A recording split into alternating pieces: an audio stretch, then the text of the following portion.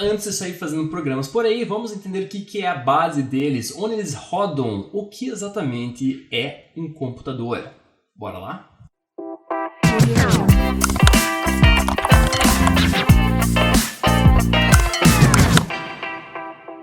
Então começamos nossa aula de hoje com uma pergunta bem básica. O que exatamente é um computador? É uma coisa que se alguém perguntar para você, você fala, claro que eu sei que é um computador. E eu pergunto agora para você, o que é um computador?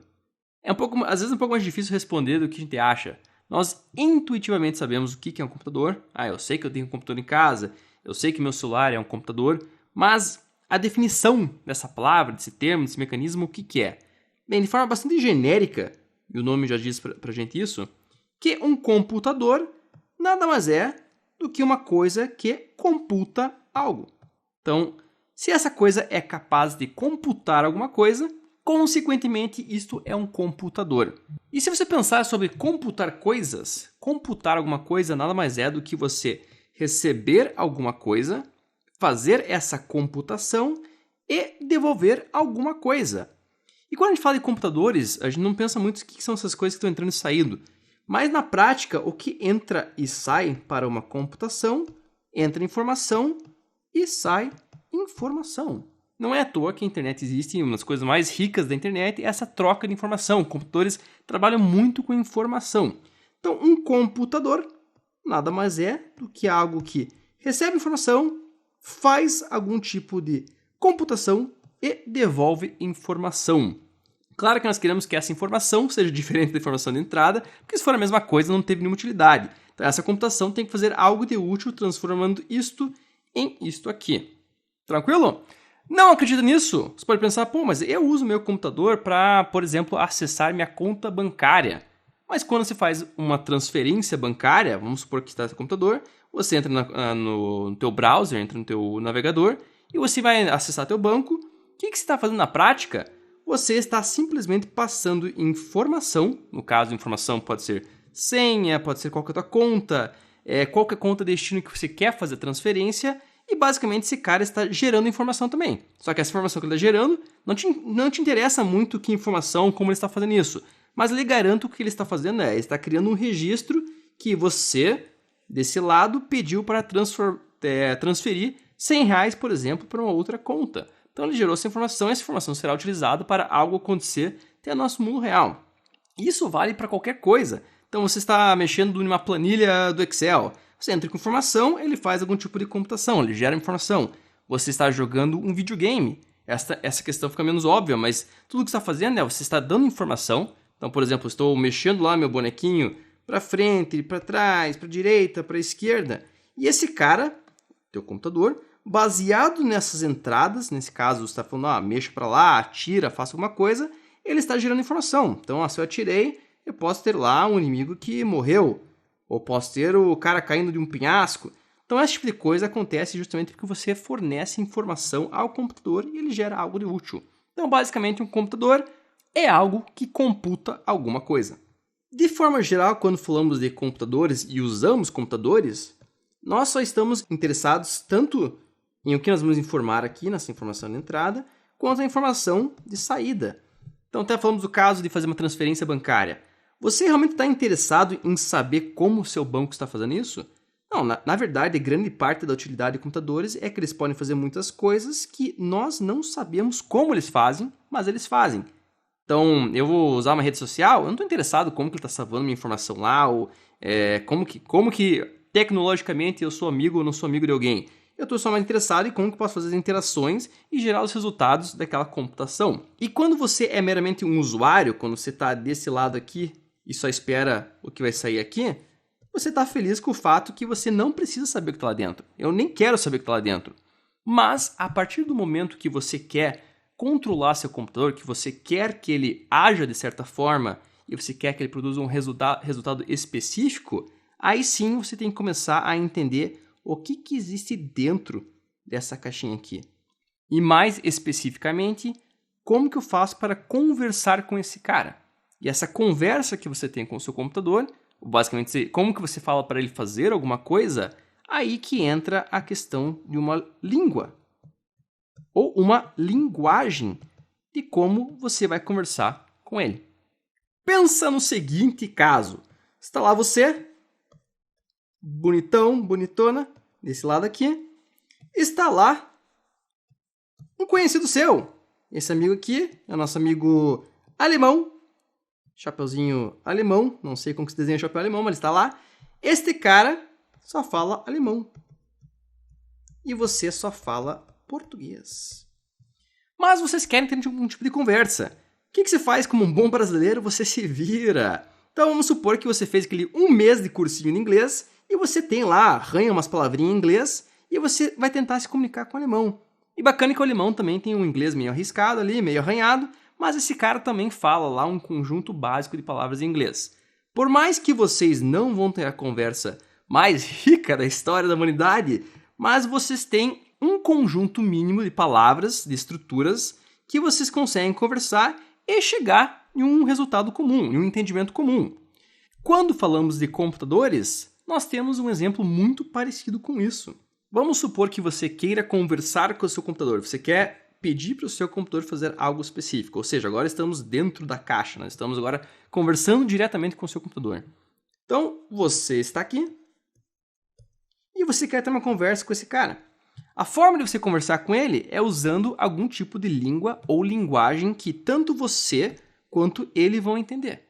E mais especificamente, essa língua ou essa linguagem são justamente o que nós chamamos de linguagens de programação. Porque a forma de eu conversar com o computador, ou seja, da forma de eu poder programar ele ou criar programas, é justamente através de uma língua que este cara aqui também entende. E essas linguagens, o mais interessante delas é que elas precisam ser relativamente limitadas na quantidade de palavras que existem nela.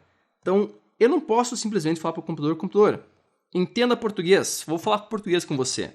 Eu não posso fazer isso justamente porque as línguas humanas faladas, elas são muito ricas. Então, elas têm muito entendimento, elas têm sutilezas, elas têm sinônimos, têm palavras que parecem iguais, mas não são iguais. Então, vários detalhes que é muito difícil interpretar. Já como ser humano é difícil interpretar, imagina para uma máquina. Então, no caso dos computadores, nós temos linguagens limitadas, com um número de palavras que eles entendem limitadas, e essas palavras são as palavras que constituem a linguagem de programação. Então, algumas das línguas ou linguagens que você talvez já ouviu falar, nós temos vários casos. Então, por exemplo, tem o C. C++, C++, temos Java, temos PHP, credo, mas enfim, é uma linguagem. Nós temos lá também, dá para pensar 500 mil casos aqui, mas por exemplo, COBOL, linguagem bem antiga. Nós temos, que mais? Está bem na moda agora, Python, uma linguagem de programação. O que mais nós temos? Nós temos Ruby, uma linguagem de programação também, mais voltada a back-end.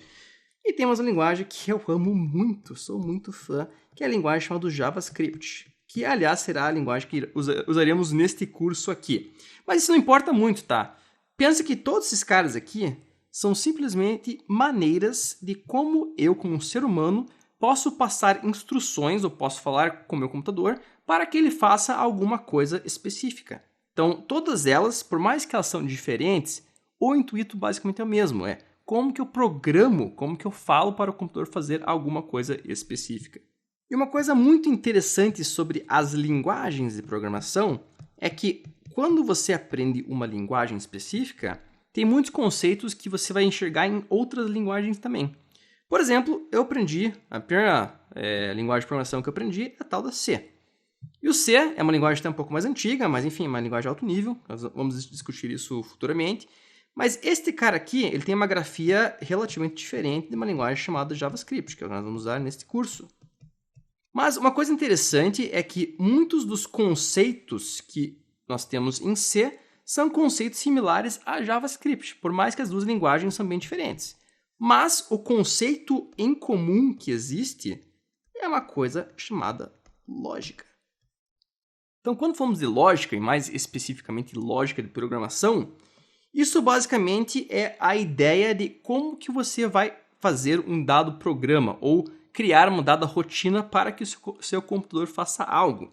Então, Por exemplo, eu posso dar, voltando ao exemplo da conta bancária, eu posso programar em C, de alguma forma, um programa que vai fazer aquela questão da transferência bancária. Eu também posso fazer um programa em JavaScript que faça isso.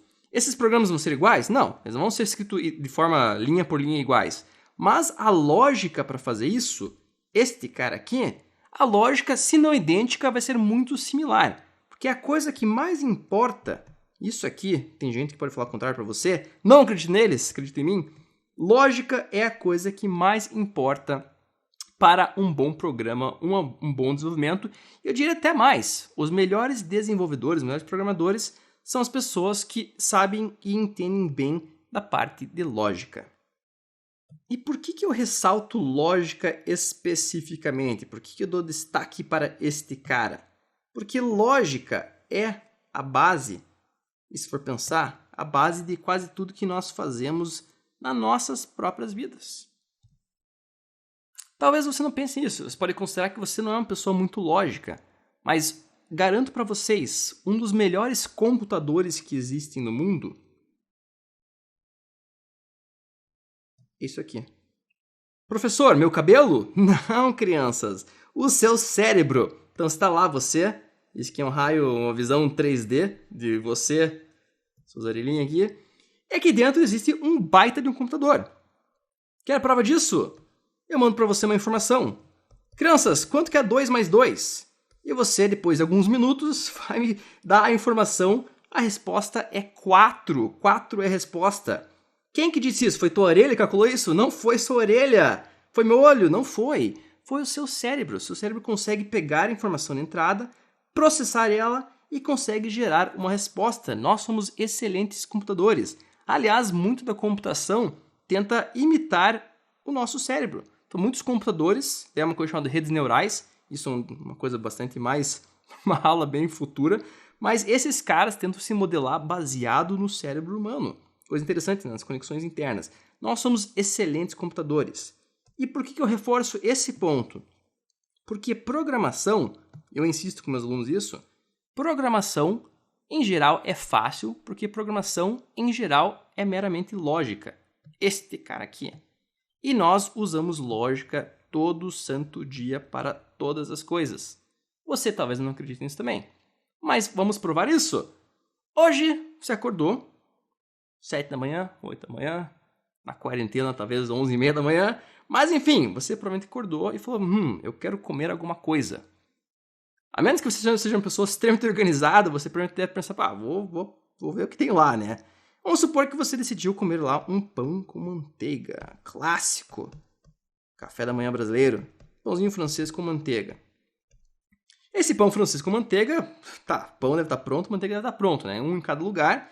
Mas você teve que seguir uma série de passos para conseguir montar o seu objeto desejo, que é poder comer um pão com manteiga. P mais M, reduzir aqui. P mais M, pão, P, manteiga, M. Então, para chegar lá, por exemplo, um dos primeiros passos pode ser procure o pão, ou pegue o pão, na sacola. 2. Vamos supor que o próximo passo seria pegue manteiga M na geladeira. 3. Pegue uma faca, que geralmente você passa com uma faca, né? Não sei com o ogro que você é, você passa a manteiga com o dedo no pão, mas provavelmente você usou uma faca, né? Você é um aluno meu, é uma pessoa fina. 4. O que você pode fazer também? Depois de pegar a faca, você, por exemplo, pode passar manteiga no pão. E daí seria o 5, comer pão mais manteiga. Então você chegou no seu resultado final. E parece bobo, né? Mas isso não é lógica, isso não é nada especial. Mas o seu cérebro, ele tem que passar por todas essas etapas para conseguir chegar no resultado desejado. E o mais interessante é que, além de tudo, além de ser capaz de produzir todos esses passos aqui, ele é capaz de até resolver situações intermediárias que não seguem esse fluxo ótimo. Porque se olhar aqui, isso aqui deu certinho, né? Tinha pão na sacola, tinha manteiga na geladeira, tinha uma faca, consegui pegar a faca, passei na manteiga, passei no pão e consegui comer. Mas vamos supor que você foi lá, olhou para a sacola, não tinha pão. rapaz, não tem o pãozinho francês que eu queria na sacola. O que você pode fazer? Bem, teu cérebro talvez automaticamente ia pensar, vou pegar então um pão de forma. Se tiver pão de forma, pega o pão de forma. Então repare já algumas condições que ele está pensando aqui. Ou vamos supor que você abre a geladeira e não tem manteiga. Não tem manteiga, eu vou passar a geleia. Ele pode pensar em alguma outra solução. Ou fui pegar uma faca, você tinha faca suja, né? Não lavei a louça ontem, você tem faca suja. Então, vários desses casos aqui, esse caminho para chegar no resultado, repare que nosso cérebro ele é capaz de, ao longo do caminho, ir se adaptando. E eu falo tudo isso aqui porque nós estamos fazendo essas ações, essas coisas aqui, milhares de vezes por dia. E a gente não se toca disso. Mas nós somos máquinas movidas à lógica. E o mais curioso é que computadores são máquinas movidas à lógica. O que um computador faz nada mais é do que seguir uma série de passos lógicos para produzir alguma coisa. Então, muito do que nós sabemos como seres humanos pode ser traduzido para cá. E o papel do desenvolvedor, do programador, é justamente transformar lógica em passos que o computador entenda. Não é fantástico isso? Nós somos ótimos em lógica, esses caras precisam de lógica. E é por isso que eu digo que todo mundo no mundo pode ser um excelente desenvolvedor programador. Não acredita? Se está o que vem, vamos juntos nessa. Valeu, moçada. E até lá.